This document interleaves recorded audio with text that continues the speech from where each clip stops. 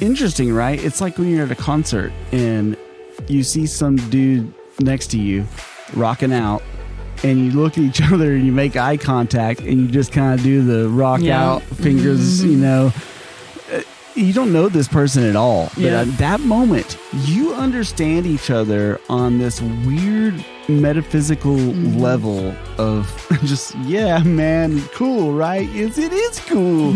It meant something to you. It meant something to me too. Like, oh, you know? Yeah.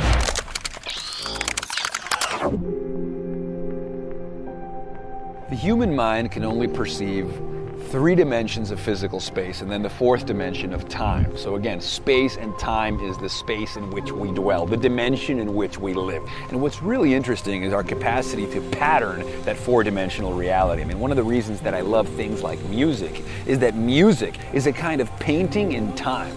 You know, whereas other artwork, like if you look at a painting on the wall, that is a static 2D image. That is not necessarily an experience that unfolds in time. It's an experience that unfolds in space. But music is a patterned slice of space and time. Music is a subjective experience that you actually step into and that actually unfolds in the dimension in which we actually live and breathe, which is that 4-dimensional reality.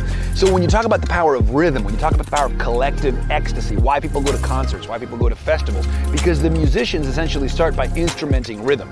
So all of a sudden they create a collective synchronized rhythm that again is patterned in space and in time, and you're hearing it and it loops around. So you start to pattern the rhythm that unfolds in space and time, and then you invite the audience to step into it. So all of a sudden everybody becomes synchronized, you know, so we all become one thing, and that's what's called collective experience. And in that ecstasis, in that merger where everybody becomes synchronized under one patterned experience that unfolds in space and in time is when music purges us. It's when music leads to that aesthetic arrest, that consummation. We pop out on the other side of that experience saying, oh my God, that festival was amazing. I felt so connected to the people. The vibes were so good. You had to be there to know what I feel. These experiences are ineffable. They are beyond articulation. Words do not give them justice. And the ineffability of these musical ecstasis, of this capacity of music and concert and vibe and people together to create these shared ecstasy, this electronic Buddhism in which the self vanishes, is one way in which we escape